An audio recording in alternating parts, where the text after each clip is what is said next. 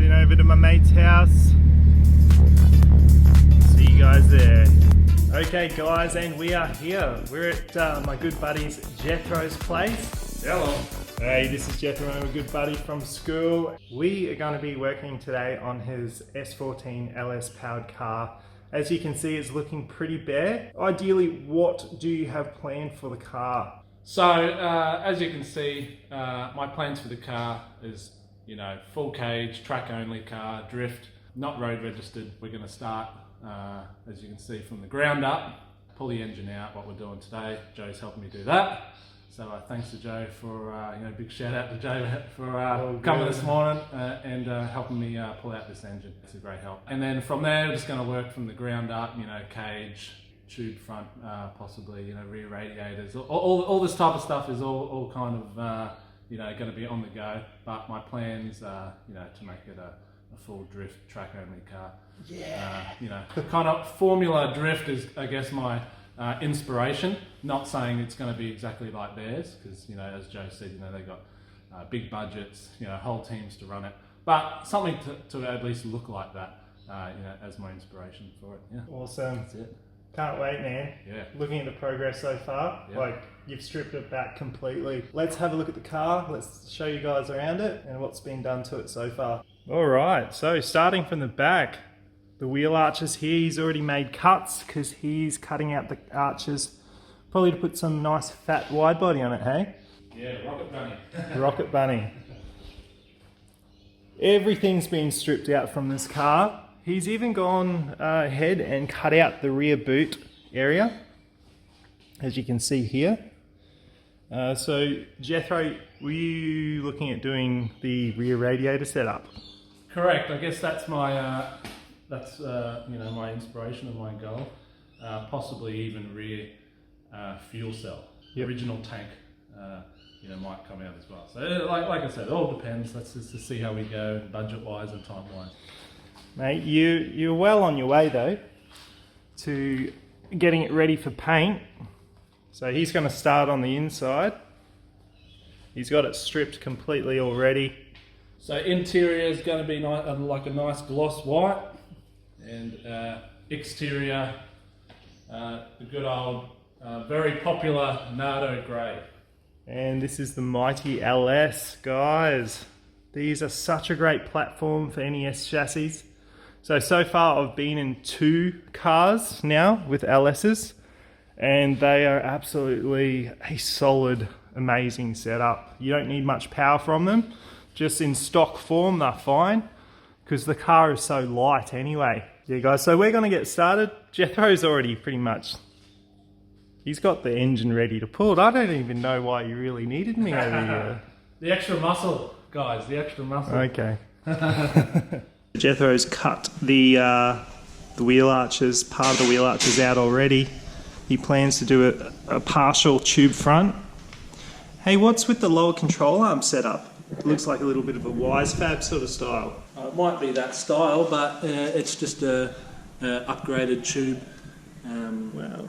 Steel style. Apart from the so I'm not running any of the standard arms on the car, so they're all kind of upgraded tube steel. So are the knuckles the same? A little bit stronger, standard knuckles. Yeah. But all the arms are adjustable on the car, so that's good for whatever you're planning to do with it. It should just drop. I don't think we should have to take the steering rack out or drop the front subframe. We should just be able to undo those engine belts, the mounts, technically. And the trans mount, and it should drop at the back and hopefully come out at an angle. Yeah, we may have to drop the subframe just slightly. Just gives you a little bit more clearance, but we may be okay as well. Yeah. We might be okay. Alright, so your experience with pulling engines out with the tranny still attached. You need to support the trans, yep, 100%. So maybe you jack under it. Yep. So if we get a jack under it, and then... Our first dilemma. Alright guys, so first dilemma is the T56. This is T56, right? Yeah. we have this brace here. Pop this down. Alright guys, so we have this brace here, the bracket for the gearbox, right? But then we also have this piece that will get in the way. This bracket has been welded to the actual body. So we're either going to have to grind it so that we can remove this bracket, which I'm probably more inclined to do. You can see one of the welds there. Alright guys, so we are going to end up cutting the welds from this gearbox bracket because we're not going to be able to get the gearbox out, otherwise it's just going to be a bit too difficult. Jethro's working on getting the angle grinder.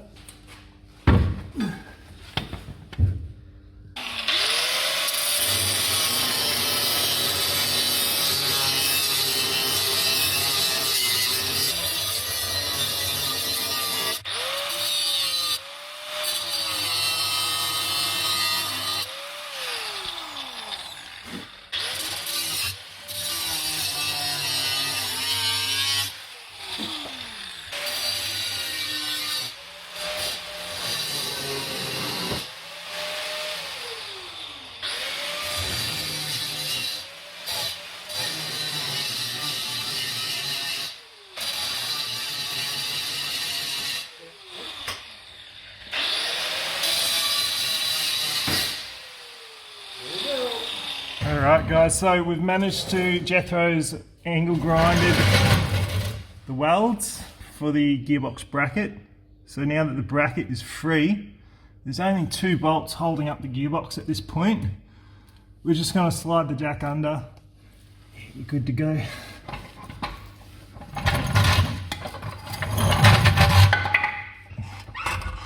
Good? Yeah, that's fine, that's good. Yep. This is supported. Alrighty, that's what we want.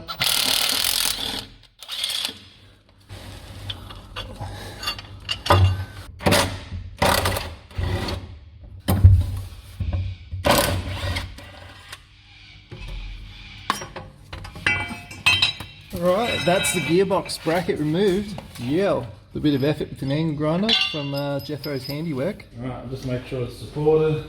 It's still got the mount, so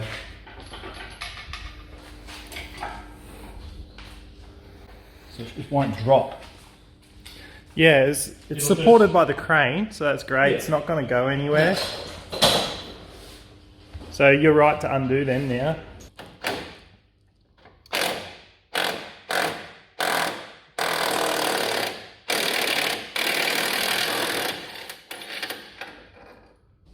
Nice. So just one each side. So they go straight through the urethane bushings. So yeah, just undoing those bolts. There's a bolt that goes into the urethane bushing straight through. It's just a super long bolt, and there's only one, right? Correct. Yeah. Is it coming? Yeah. Just dropping the subframe about 1 inch just to give us some extra clearance. Alright, Jethro's down here. He's just making sure that basically when we take the motor out, right? When we take the motor out, the front's not going to lift up because there's no weight in the front. So he's just put a couple of chassis stands underneath, that way just for safety, so it's not going to go anywhere. It's not going to tip up.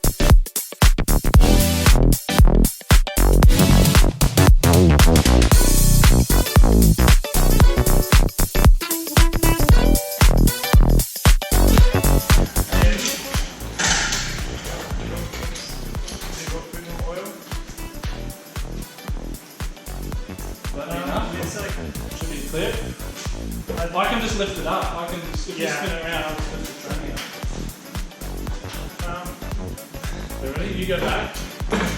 Yeah, lift it. Good. Yeah, nice. Okay. Alright, so we've managed to get the motor and the gearbox out. Alright guys, so we got the LS motor out. Jethro's working on splitting the gearbox from the motor, the engine. We're just going to leave a couple of bolts in and then lower it down onto the crate and split the gearbox from the motor. Just undoing all the bell housing bolts now, we'll just leave a couple in. Alright, so split the bolts still in there. How many bolts are in there? 3. You got 3 holding it. Cool. 1, 2, 3. Alright, let's lower it down then. Yep. As long as we can get to all those bolts, which we can, that'll be fine. See if this rear section of the gearbox, just change the angle, yeah, so that it lays flat. Be mindful that once we get it disconnected that it doesn't roll. It'll want to roll, I think. If it's not straight. Yep. I reckon that should pop out now. Maybe like a fraction more. Oh no, it's out. There we go, guys. Split the gearbox. So what sort of clutch have you got there? Have you even opened it? No, never. So this is the first time. You may have struck gold here. This could be a U-Butte clutch. Who knows? Sort of hard to see in there. It's a sprung clutch. You can see the springs in there. So it's a sprung, like cushioned clutch. Cool. It's definitely a heavy duty jobby. Bit of a leak in there. Yeah. Yeah? Or is that water? You got to put your finger in it. That's looking like greasy. Yeah. Could that be coming from in here? In that shaft there? Maybe a seal behind there. Yeah. Maybe. Or there's no seal booty on this side. So maybe it could be just a little bit of water. I don't know. So yeah, that's not sealed. Oh, through there? Yeah, through there. Okay, so it could be a bit of water or something. Yeah, you'll just have to clean it all up. Oh, do you know what it will be from? It'll be from when I bled the clutch. Yeah. Because that's a bleed valve. So Yeah. the only thing with these, the T56, you should get, what I will do is I put an extender on that, so when you bleed it, it bleeds outside the bell housing. So if it does drip, it drips outside. Yes. Where it stands now, when you bleed it, unfortunately it goes inside the bell housing, and that's what happens. So that's what that'll be. Yeah, so you can get extenders. Cool. Which also makes it easier to bleed the clutch. Yeah, You can get 100%. to it. Practicality. Yeah. It's a good upgrade to do. All right, let's take the clutch off. Mm-hmm. And we can inspect it and just see what sort of condition it's in. So man, these motors, just to give you an idea, they're about, just to buy a stock LS motor at the moment, current price is about $3,000 just for the motor alone. And then this gearbox here, the T56s, they're about similar, just a little bit less, but they're going for $2,800. You can buy a new one though. I believe you can buy them new for about $3,500 Australian. But yeah, guys, prices on everything is just going crazy through the roof. Real fast way to strip your heads on your bolts and also your nuts is to use double hex with an impact. If you're going to use an impact, yeah, single hex is the way to go.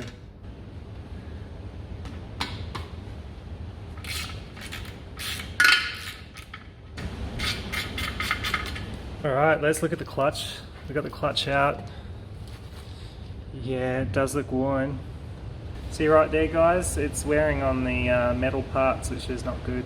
So there'll probably be likely score marks on the flywheel, which we'll check. Yeah, it's just like a load of heat spots. It's typically normal to see heat spots, but what we don't want to see is like heavy scoring. There. Yeah, there's a score mark. So Score, yeah, all the way there's around. a score mark. Yeah, it's gonna ideally need a new clutch then. Let's have a look at the flywheel. Oh, This wow. hectic, crazy, like wind outside, guys. So background noise, it's crazy. It's crazy outside. Yeah. It probably would just need a machine. Yep. I'd probably just take it to the machine shop, get them just to machine it, get them to look at it and check it out as well. But yeah, there's definitely a lot of heat spots, which is